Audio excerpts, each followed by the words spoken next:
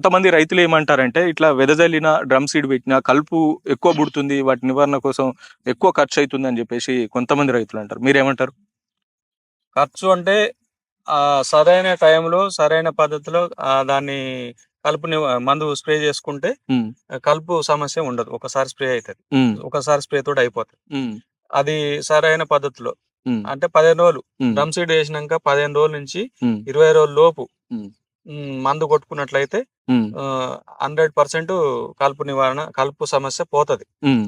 ఇక అది పెరిగినంక చేనుకంటే ఎత్తయినంక కొట్టి, హ్మ్. ఆ నీళ్లు సరిగ్గా చూసుకోకుంటా, హ్మ్. యాజమాన్యం కొద్దిగా ఒక నెల, నెల 15 రోజుల దాకా హ్మ్.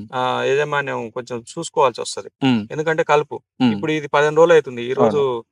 ఈ రోజు గాని, రేపు గాని మందు కొడతాం. కలుపు ఆ మందు. చిన్న 2, 3 ఆకుల దశలనే హ్మ్. మందు కొట్టేస్తే మాత్రం హ్మ్. పూర్తిగా పోతది. హ్మ్. అది ముదిరినంక ఒక 5, 6 ఆకులు